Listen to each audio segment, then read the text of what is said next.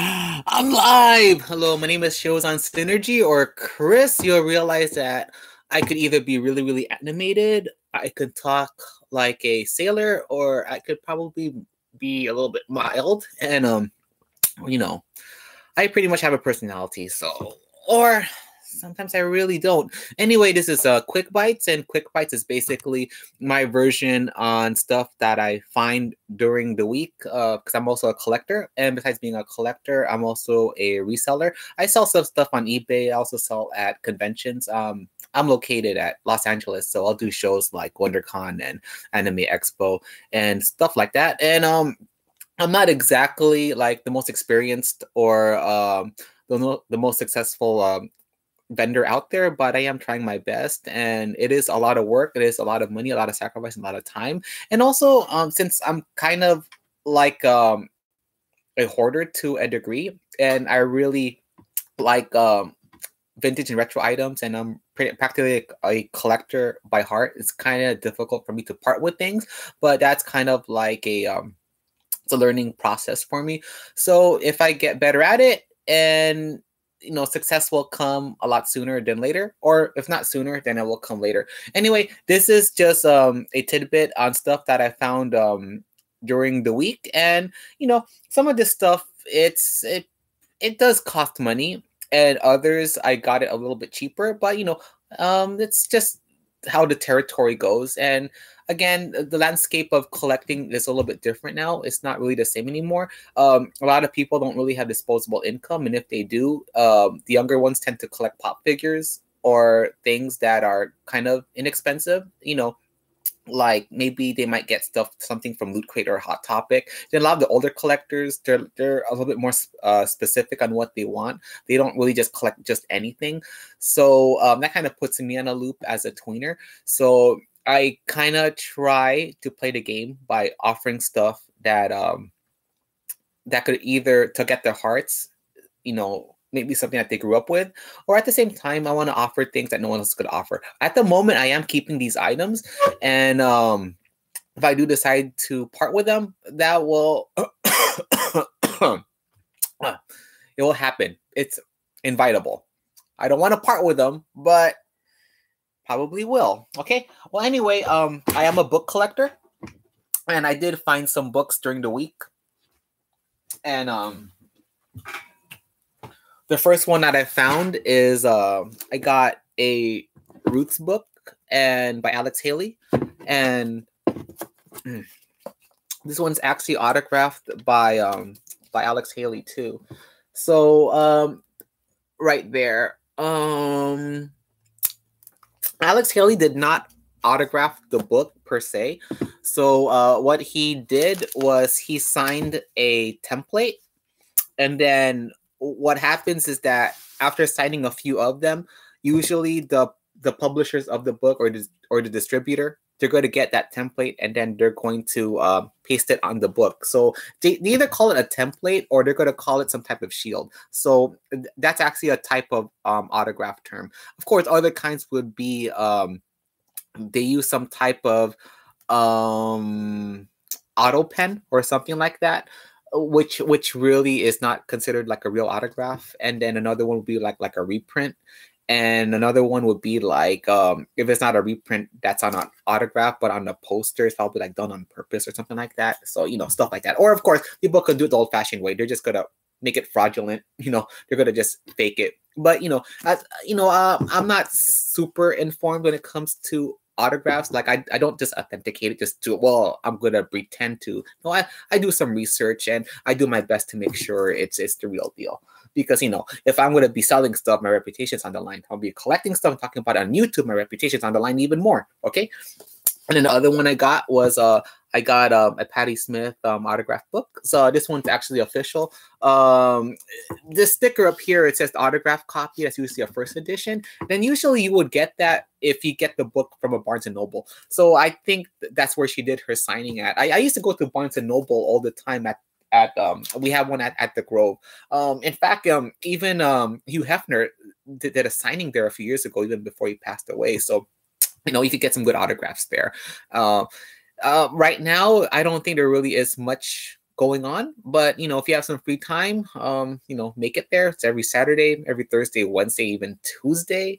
And unlike with myself, I work a lot, and I'm also a closer. So go figure.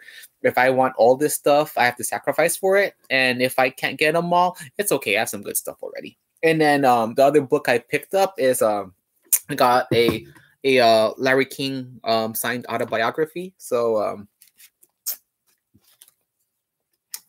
he signed it right there. That's where he signed it at. And a lot of people remember Larry King for CNN. I remember Larry King for Ghostbusters. Ghostbusters 2, I believe. And if I had to go get it somewhere, that's where I got it from. I got it at Goodwill. It's really difficult going to the Goodwill stores because a lot of it's really hit and miss, and most of the time it is hit and miss. And so people go online. And then speaking of hit and miss, you are going to bump into people there that are kind of pushy, and a lot of them cannot even make up their mind. Like I had a situation where there was a dispute over a Game Boy. The dispute is apparently the person put it on hold. It is on hold technically, but if the person is not going to buy it right away, the people are supposed to put it back on the shelf because Goodwill is a business. They're not really a charity. It's like if the person has money, then he has to go buy it, and then within a certain amount of time, he has to come back. He has to go get it. Like you can't just put it on hold for like an X amount of time. That's just not how it works. I mean, there is probably a code of conduct, but we live in a capitalist country. So speaking of code of conduct, that's like a load of BS, really. You know what I mean? And especially like in the collector's market, like if you see something and you could buy it and you want it, like you can't pass it up because if there is a code of conduct, what is the opposite of that? You snooze, you lose. You know what I mean? So obviously when he got word that it was sold to someone who like me, he got pissed off. But I'm like, it went to a good home. He's most likely a reseller, and I'm like, if he's gonna cry and whine over it, I'm like, get over it. You didn't even have the money for it, and then it's like you're putting everyone else like on hold. I mean, my day is precious, my time is precious. I work all the time. I don't want to sit there and wait like some dumbass. Because some person can't decide whether they want to buy something or not. And if he doesn't even have the money for it, then fuck it. Let the next person in line buy it. That's just how my thinking is. Anyway, what was the issue? This was the issue, really. A green Game Boy. So I had the money for it, and then I was gonna go buy it, and then that's it. I mean, you just have to go deal with it. I mean, do I feel bad about it? No, I don't, because I wanted the Game Boy. But at the same time, you kind of have to wait there, and then you have to wait for the person to make a decision whether they want to get it or not. I mean, are you yes or are you not? I mean, come on, dude. Oh yeah, if you're gonna get pissed off, like, well, whatever. I work with customer service. I deal with angry people all the time. That's just how life is. You have to pick your battles. You have to be mature about it. And then for me, well, I'm not going to leave the store if I see something there that I want. That's just how it is. I mean, life isn't perfect for me. I leased a car with Toyota. They dicked me over. All right. So it's the same thing. So I see this Game Boy as payback. All right. You got to pay me something because people treated me like shit in the past. So it's the same thing. All right. And likewise, who knows? That guy no angel either, right? He probably dicked over people himself. All right. Well, anyway, enough about that and enough about my griping. I also picked up a Game Gear. It doesn't mean that I got the Game Gear cheap. I still paid almost secondhand market for it myself, but I really wanted the Game Gear because I really love the Game Gear. This one was probably about $50, I believe. And I have like 60 Game Gear games. So if I see a working Game Gear, I can't pass it up. I mean, the issue with Game Gear is that the parts are really faulty, and it's just good due to age, wear and tear. It is going to break on you. So for me, it was better to just buy a new one or yeah, well, buy a new Game Gear instead of trying to spend $100 to repair my broken Game Gear. I have two of them.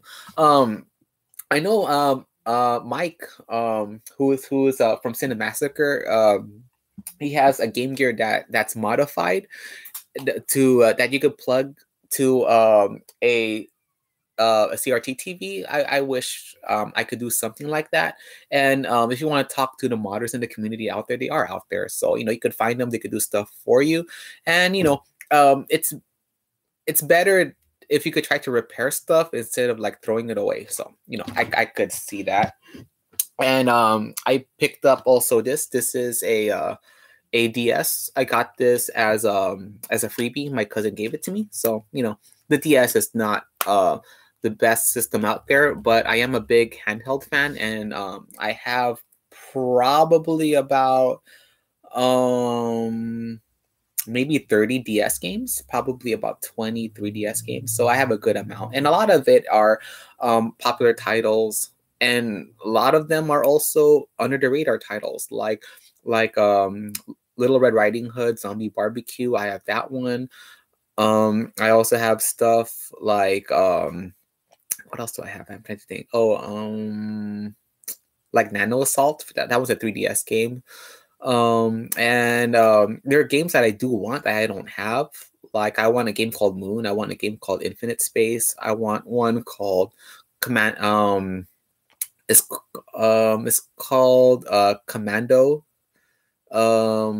It's basically like a Metal Slug clone for the DS. So I want stuff like that. I got Blaster Master 2 for the Sega Genesis. It's a little bit cheaper when you get the cartridge only. It's a little bit more expensive to get the box and case. And the one thing that's been happening lately, the trend is that a lot of Sega Genesis games are going up in price because a lot of people kind of completed their SNES and NES collection, so they're kind of moving on to Sega. So when Nintendo was incredibly expensive for me to buy a few years ago, I started to collect Sega games. So a lot of the games I wanted for Sega Genesis, I do have.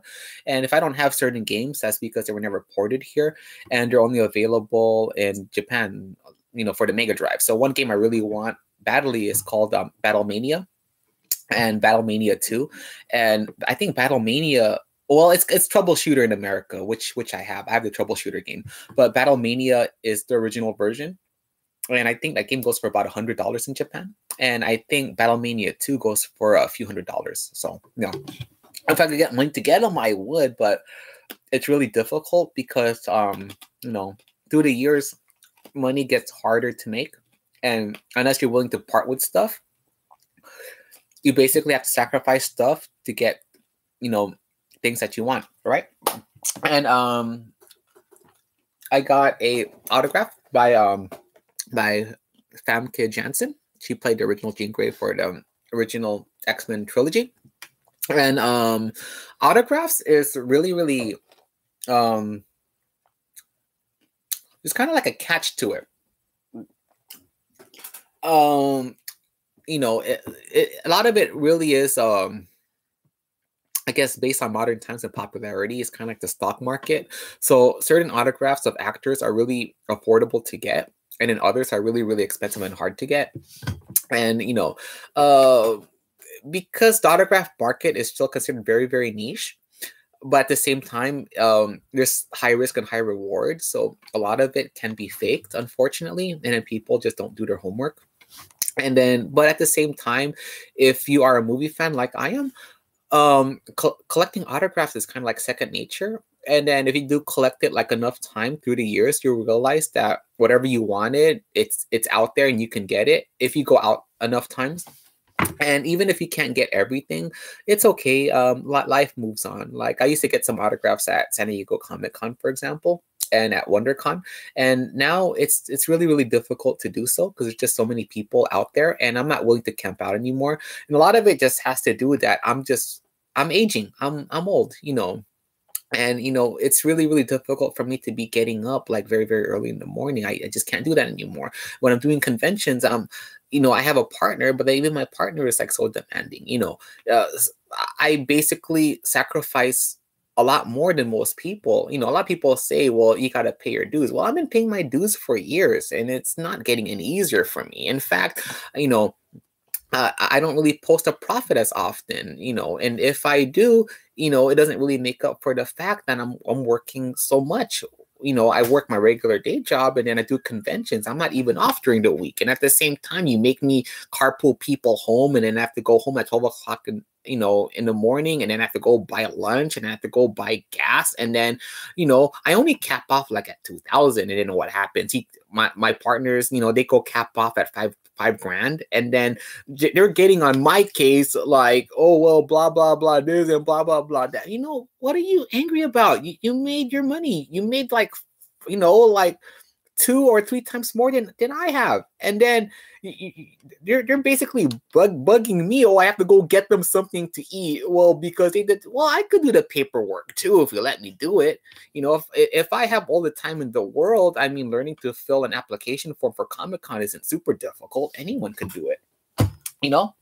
And I also picked up this is a official Tomy Yoshi toy, and it's a wind up. I love wind up toys, so I'm a big fan of it. And this one is the green version. There's several colors, and I'm going to adjust this so that we can see Yoshi work. You basically spin, and you do that.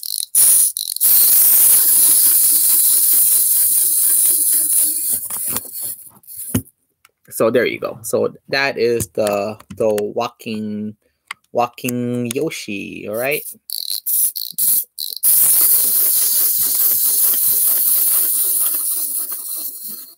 Yeah. So okay. So he's kind of impressive. He's kind of not impressive. So this one is well, basically this one was opened. That's how it came like, because someone was curious. They wanted to know how it looked like. So I bought this for $2, but I did not buy one. I ended up buying the whole box instead. There's always a risk when you buy something that's still considered new, so it doesn't really have much value to it. But I didn't buy it because it's going to be worth money. I kind of bought it because when I do conventions, I have to have something to sell. I have to have some filler items. So this is something that's considered like a filler item that I can at least put on my table.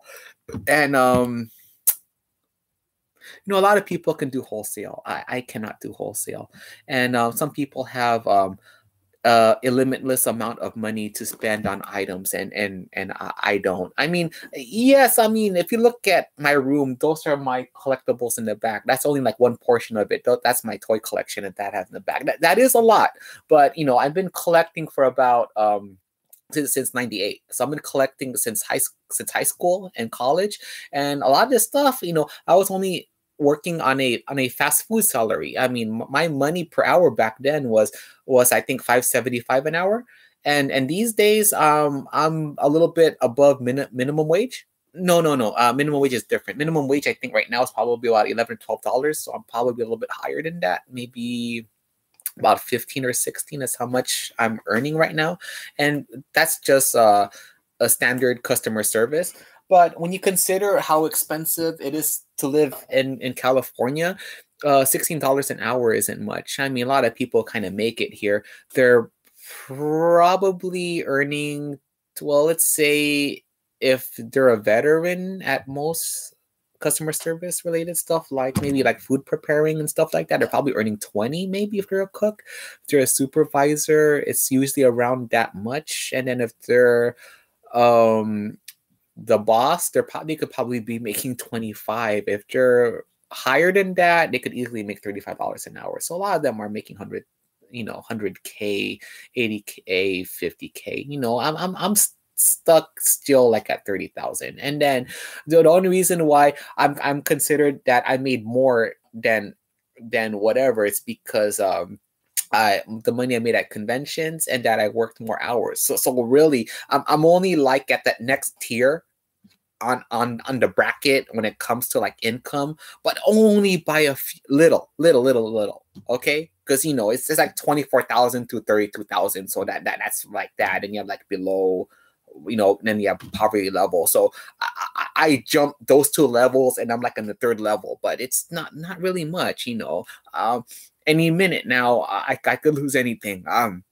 I could get hurt and stuff like that, or like whatever. I mean, the only reason why my apartments is considered affordable is because I'm considered like an old timer. I've been here for forever. But is that going to work? No, it's not going to work forever, because LA is going to sponsor the Olympics in about 5 or 6 years from now. Can you imagine like how expensive the real estate's going to be in California? It's going to be impossible. People like myself, which were barely just making it, they're going to kick us out, because they want to make parts of LA like the next Times Square. So eventually what's going to happen is people like me, we're probably going to be pushed out somewhere in Bakersfield or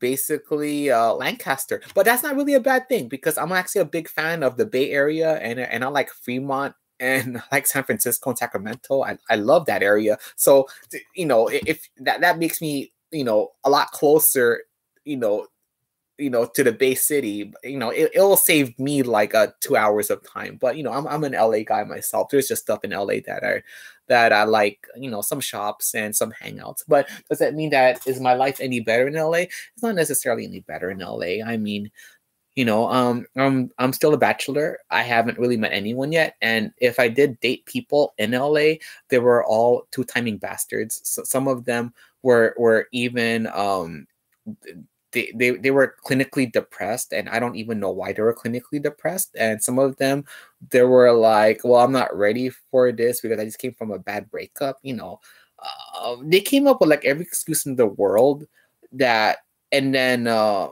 likewise, if they could have just told me the truth that they just found someone who was taller and more handsomer and not as average, I would have accepted that. But they're basically bullshitting a lot, and that really hurts my feelings. And I'm pouring out my heart here, and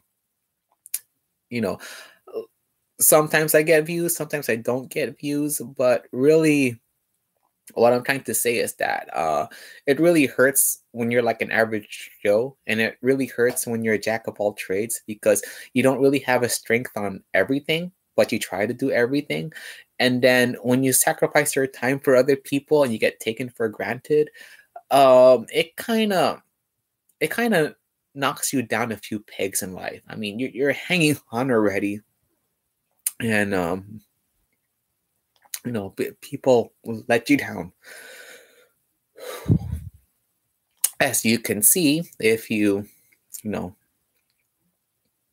I'm still traumatized by it. Okay. Well, anyway, I shouldn't be talking about stuff like that. I should be talking more about the stuff that I found during the week. And I'm a gamer myself, so I found this Super Scope, and then for those people who are saying, well, I found a Super Scope and I found some games for like $5 or whatever, yeah, you could probably find deals like that, but I technically got this almost at full retail. I got this for about $60, so it's not the cheapest, not the most expensive, but at the same time, if you find stuff super cheap at the thrift shops, that was, in SoCal, that was so 10 years ago. You don't really find stuff like that anymore. Maybe in other states you can, but not in SoCal. It's really impossible. And I like gun games, so that's the reason why I got this. And I do have a CTR TV, two of them in fact. And the main TV that I do use when I want to play my Super Nintendo is this one right here. So it kind of looks like an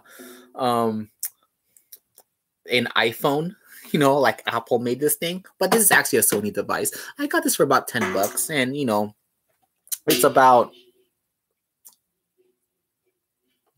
the size of a Subway sandwich. So and I kind of need the screen. That thing does its job, and I'm really, really content with it.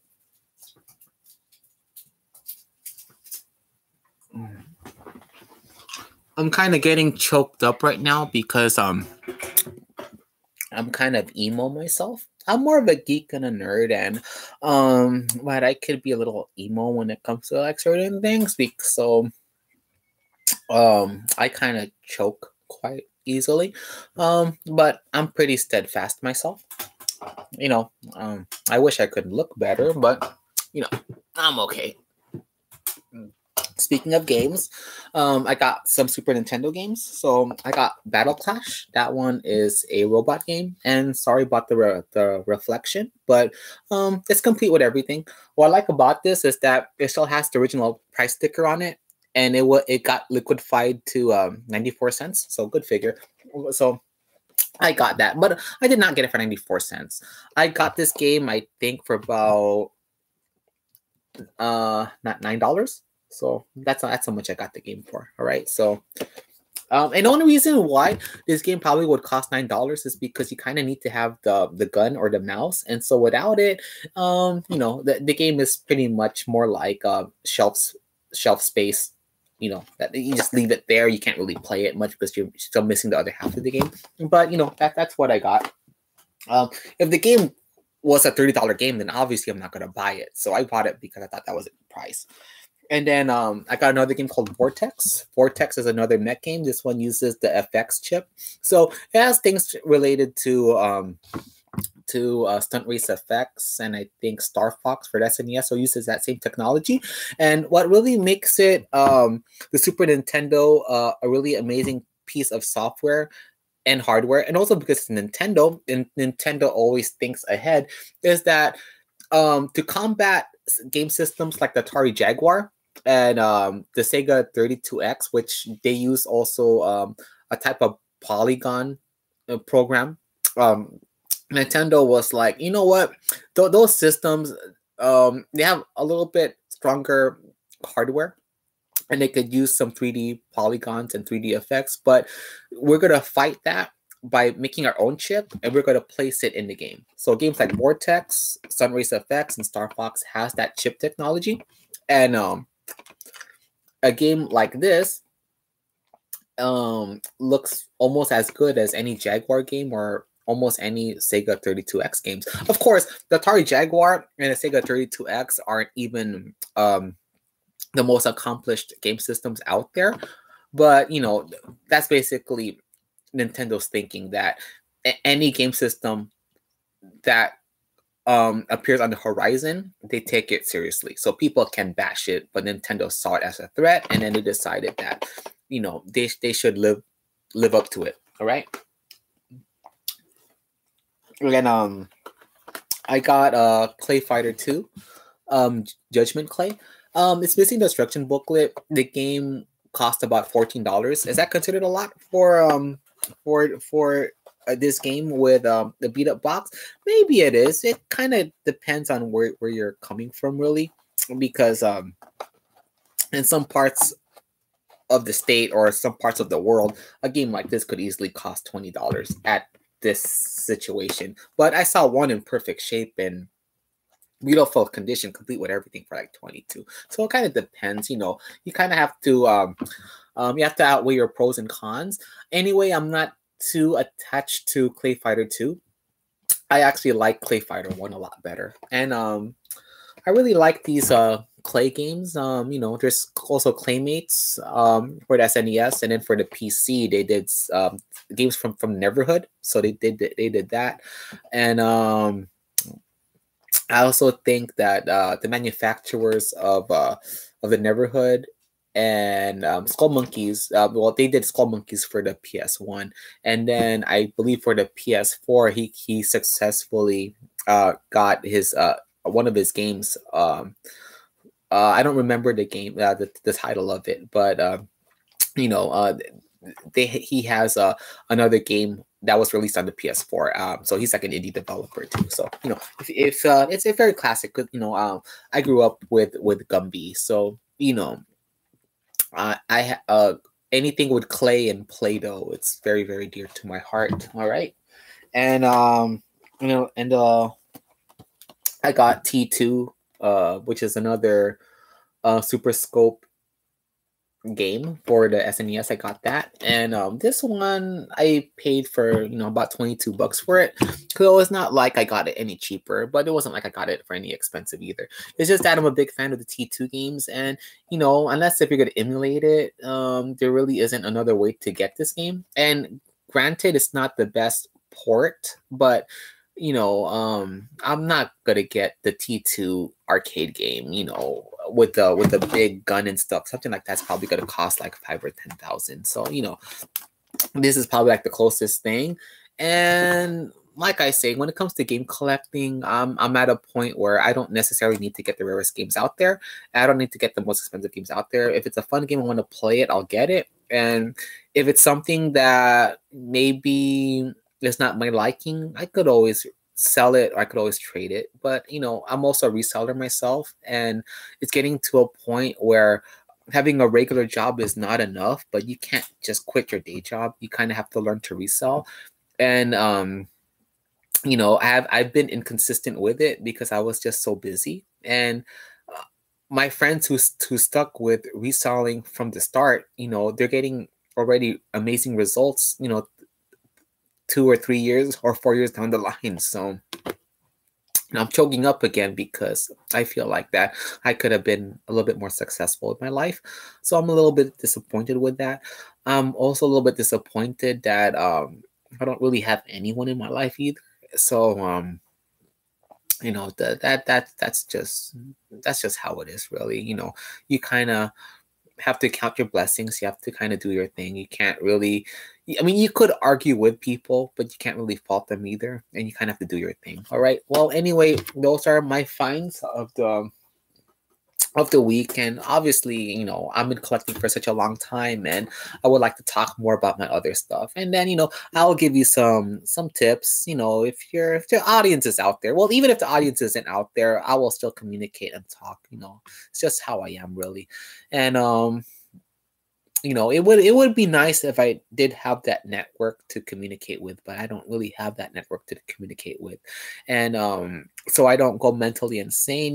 Believe it or not, I write, I take photography, I write song lyrics, I do stuff to keep myself happy and busy and proactive, because I believe that when you lose sight on life, there really isn't much to live for. So for people that have it all and they're still depressed over it, it's like, what about me? See how quiet my room is? There's nobody here. No one's really gonna call me. No one's texting me or whatever. I might have some friends on the PS4 when I play online, but to an extent, that's basically how my life is. So for those of you who are complaining about being bipolar or like whatever, some of you guys, you're married. You have people who could look after you. I don't have much who's gonna look after me. I have a rabbit and a frog. I have to take care of myself. I anything could happen tomorrow, and no one's going to know what's going to happen to me. It could be like weeks and weeks and weeks after that. You know what I mean? So I'm making the most of what I can, and I feel like everyone else could too. So if something is wrong, work on it. And I feel like it's not the end of the world out there, and don't end your life. Because there's a lot worse out there. And I feel like things are a lot better than expected, but, you have to be ready and prepared for it.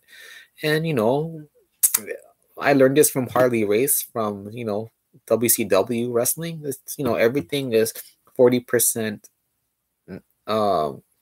physical and 60% mental. So you have to have a strong head up there, okay? So, you're not perfect and you're going to make mistakes. You might piss people off, but at the same time, life moves on. I might have my times when I'm lonely, but as you can see, it's quite tranquil in my room. I don't have to deal with like a lot of stress, okay? So anyway, blessed with everyone, and geek out, nerd out, and, I'm grateful for having my own channel. It's not the greatest, liveliest channel out there, and I'm not being sponsored with anyone and whatnot, but I'm gonna do my best. And I go figure, they're gonna keep my channel running as long as I'm making content. Whether I get the subscriptions or not, it's okay. Life moves on, right? Okay, well, I'll see you then. Have a good day and peace. Bye.